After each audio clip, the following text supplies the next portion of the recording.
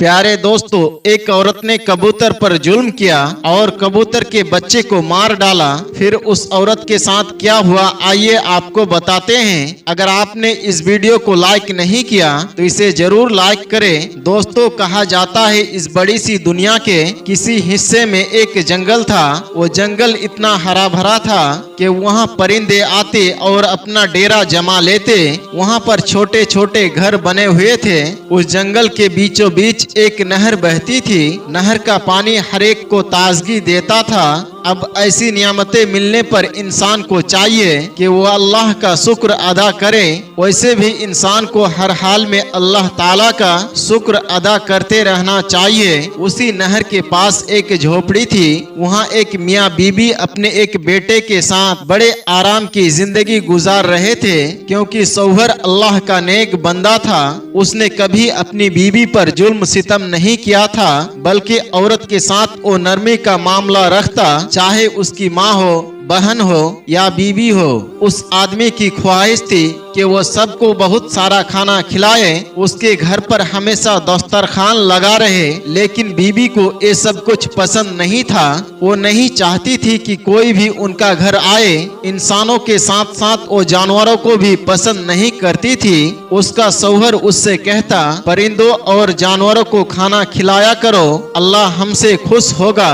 जिस घर में परिंदों और जानवरों को खाना खिलाया जाता है वहाँ पर रिज्क में बरकत होती है। लेकिन वो औरत उसकी बात नहीं सुनती और कहती, मुझे जानवरों से, परिंदों से, यहाँ तक कि कीड़े मकोड़ों से बहुत नफरत है और मुझे ये बात समझ में नहीं आती, अल्लाह ताला ने इनको क्यों बनाया है? आखिर इन्हें पैदा करने की क्या जरूरत थी? वो आदमी कहता कि अल्लाह ताला ने हर किसी को किसी न किसी मकसद के तहत पैदा किया है। ये बेज़बान परिंदे, जानवर इंसानों के हक में दुआ करते हैं और इंसान ही उसको तकलीफ देगा तो फिर उनको क्या कहेंगे? ये बेज़बान जानवर तो अल्लाह की तस्बीह बयान करते हैं। तुम कितनी खुश नसीब हो कि चारों तरफ हरियाली ही हरियाली है, पहाड़ है, नहर बह रही है, इतनी नियामतें हैं, फिर भी तुम नाशुक्री करती हो। बल्कि तुम्हें चाहिए कि अल्लाह ताला का शुक्र अदा करो, इन परिंदों से प्यार करो, इनके साथ अच्छा सलूक करो। बल्कि मैं कहता हूँ कि इनके लिए खाने पीने का इंतजाम भी करती रहा करो, क्योंकि मैं तो काम के सिलसिले में शहर चला जाता हूँ। वो शख्स लकड़हारा था, लकड़ियाँ काट कर शहर जाता और शाम तक बेचकर वापस आता था। लेकिन उसकी बीवी हमेशा घर पर रहती थी। वो कहता कि देखो, मेरे पीछे इन परिंदों का बहुत ख्याल रखा करो। ये सुनकर वो औरत चिढ़कर कहती, मुझे ज्यादा मशवरे ना दिया करो, मुझे तुम्हारी नसीहतें नहीं चाहिए, मुझे ये परिंदे बिल्कुल पसंद नहीं है। एक बार ऐसा हुआ कि उनके घर पर दो कबूतरों ने अपनी जगह बना ली। वो कबूतर का एक जोड़ा था, वहाँ पर उनके अंडे भी मौजूद थे। वो कबूतर अपनी आवाज में अल्लाह ताला की शान को बयान करते रहते। सुबह शाम उठकर वो फज्र की वक्त अल्लाह की तस्बीह बयान करते थे।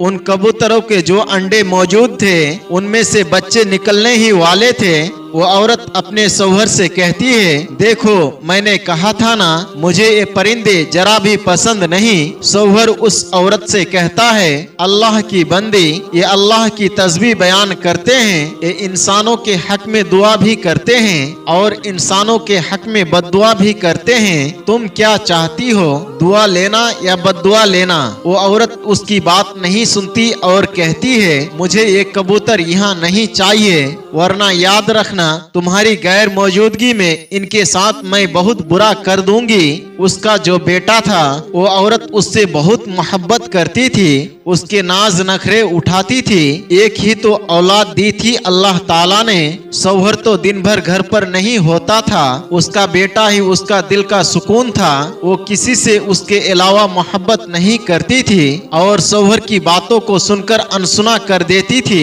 उसका बच्चा थोड़ा शरारती था, वो उसको अक्सर कहती, देखो बाहर ना जाया करो, तुम बहुत शरारती हो, कहीं तुम्हें कोई परेशानी हो गई तो मैं कहाँ अकेले लेकर जाऊंगी। लेकिन बच्चा शरारतें करने से बाज नहीं आता था। एक बार उस बच्चे ने देखा खिड़की पर 2 कबूतर मौजूद है, वहाँ पर अंडे भी है, तो उसे शरारत सूझी। उसने सोचा मैं इनमें से एक अंडा उठा लेता हूँ, किसी को पता भी नहीं चलेगा। अब बच्चा इंतजार कर रहा था कि मेरा बाप शहर जाए और मेरी माँ किसी काम के लिए घर से बाहर जाए। सुबह सवेरे उसका बाप शहर की तरफ चल पड़ा। अब वो माँ का इंतजार कर रहा था कि माँ भी कहीं जाए। माँ ने घड़ा उठाया और नहर की तरफ चली गई। जैसे ही बच्चे ने देखा माँ भी घर से काफी दूर चली गई है, तो उसी वक्त वो किसी ऊंची जगह पर चढ़ा और एक अंडा उठा लिया। वो गौर से उस अंडे को देखने लगा। जब वो अंडा उठा रहा था तो कबूतर बेचैन हो रहे थे, वो भी तो आखिर माँ बाप थे। उसी वक्त अचानक उसकी माँ को कोई काम याद आया। वो पलटकर घर में आई तो क्या देखा, उसका बच्चा ऊंची जगह पर खड़ा हुआ है और कबूतर का अंडा उठाए हुए है, उसे गौर से देख रहा है। उसे बहुत गुस्सा आया। वो चील की तरह झपटी और अपने बच्चे को नीचे खींचा और नफरत से उसके हाथ से अंडा लिया और जमीन पर फेंक दिया। उस अंडे में बच्चा मौजूद था जो निकलने ही वाला था। जमीन पर लगते ही अंडा टूट गया और कबूतर के बच्चे का सर जमीन से टकराया और वो बच्चा मर गया। कबूतर अपने बच्चे को मरता हुआ देख रहे थे और न जाने दिल में क्या कुछ कह रहे थे। वो अपने बेटे को घसीटते हुए कमरे में ले गई और उसे बहुत मारा। तुम बेइंतहा शरारती हो गए हो, तुम्हें पता है मैं परिंदे को नापसंद करती हूँ। कब से तुम्हारे बाप से कह रही हूँ इन कबूतरों को यहाँ से हटाओ, लेकिन देखो आज तुमने इनके अंडे को हाथ लगा लिया, कल ना जाने क्या करोगे। जब उसे मार मार कर वो औरत थक गई, बाहर निकल गई और कमरे का दरवाजा बंद कर दिया और वहाँ से चली गई। जब वो नहर से पानी भरकर वापस आई तो शाम हो चुकी थी। बाप भी घर पर आया। उसने बच्चे को आवाज दी लेकिन कहीं से आवाज ना आई। बीवी से पूछा कहाँ है मेरा बेटा। औरत ने जल्दी से दरवाजा खोला। बच्चा रो रहा था। बच्चे को रोता हुआ देखकर बाप ने पूछा क्या हुआ बेटा। बेटे ने कहा माँ ने मुझे बहुत मारा है, मेरे हाथ से पहले अंडा लिया, उसे जमीन पर पटका और कबूतर का बच्चा मर गया। मैं बहुत दुखी हूँ। मैं देखना चाहता था अंडे से बच्चा किस तरह निकलता है, उसके माँ बाप को कितना बुरा लगा होगा। मैं भी तो आपका बेटा हूँ, अगर मुझे कुछ हो जाए तो क्या आप लोग नहीं रोएंगे। ये बात सुनकर सौहर तड़प गया। उसने उसे सीने से लगा लिया। बीवी के पास आकर कहने लगा तुम जानती हो कबूतर अंबिया अलैहिस्सलाम को कितने पसंद थे। तुम्हारे इस हरकत से कबूतर तुम्हारे हक में बद्दुआ करेंगे। बीबी ने कहा ऐसा कुछ नहीं है, मैं किसी बद्दुआ दुआ को नहीं मानती। कितनी बार कहा है कबूतरों को वहाँ से हटा दो। ये ऊपर चढ़ गया और न जाने किस तरह हाथ में इसका अंडा आ गया। सौहर बोला तो क्या हुआ, अगर ये देख रहा था तो तुम प्यार से समझा सकती थी, अंडे को उसकी जगह पर रख सकती थी, लेकिन तुमने तो उसे तोड़ ही डाला, यहाँ तक कि एक परिंदे की जान भी ले ली। सौहर की बात को उसने ना पहले सुना था और ना अब सुना। सौहर बस दुआ करने लगा या अल्लाह इस औरत को अक्ल दे, इसने जो आज किया है इसकी सजा तू हमें इस तरह मत देना जिससे हम तेरी आजमाइश पर पूरा ना उतर सके। वो शख्स दुआ कर रहा था लेकिन वो दुआ की कबूलियत का वक्त नहीं था। इत्तिफाक से 3-4 दिन के बाद उसे शहर से बाहर जाना पड़ा, लेकिन उसके जाते ही उस औरत पर आफत टूट पड़ी। अचानक उसका बच्चा इतना बीमार हो गया कि उठ ना सका। एक दिन उसके जिस्म पर सुर्ख दाने निकलना शुरू हो गए। अब माँ की जान निकली कि ये क्या हो रहा है, अचानक ये आफत क्यों आ गई। वो दहाड़े मार मार कर रो रही थी।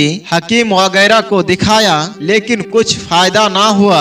यहाँ तक कि सबने जवाब दे दिया कि तुम्हारा बच्चा अब बच नहीं सकेगा। ये सुनकर वो औरत सजदे में गिर गई और माफी मांगती रही, लेकिन ऐसा लग रहा था उसकी दुआ को नहीं सुना जा रहा है। वो सोचने लगी, मैंने आखिर ऐसा कौन सा गुनाह कर दिया कि अचानक मेरा बेटा तंदुरुस्त था, हट्टा कट्ठा था, मेरे सामने शरारतें करता, खाता पीता, एकदम से बीमार पड़ गया और लाइलाज बीमारी हो गई।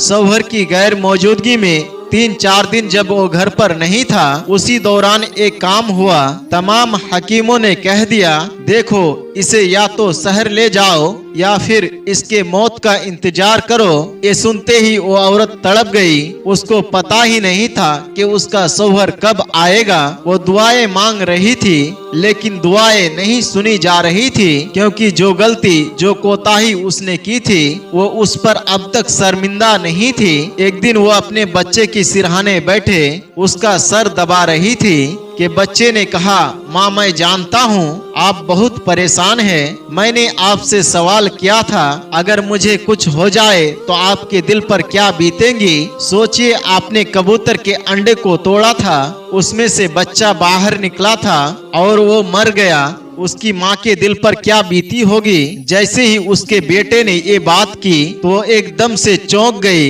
अपनी बेटे की बात सुनकर एकदम उसकी नजर कबूतर के जोड़ों पर गई। ऐसा लग रहा था वो अफसोस से उस औरत को देख रहे थे जो एक माँ थी। वो औरत वहाँ से आई और माफी मांगने लगी, मुझे माफ कर दो। अगर तुम मुझे सुन रहे हो, मेरे हक में अल्लाह ताला से तुम दुआ करो। मैंने एक दिन तुम्हारे बच्चे को मारा था, आज देखो मेरा बच्चा भी आखिरी सांसें गिन रहा है, मुझे माफ कर दो।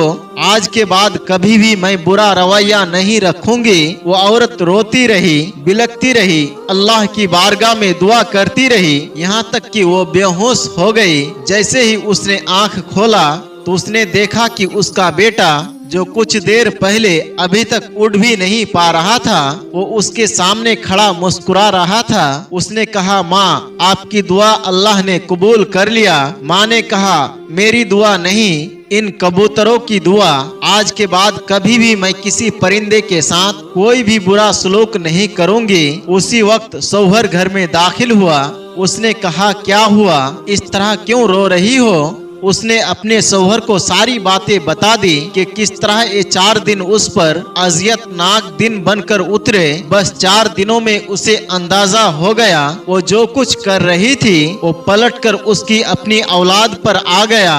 दोस्तों, उम्मीद करते हैं कि आज की इस वीडियो से आपने जरूर कोई ना कोई सबक हासिल किया होगा।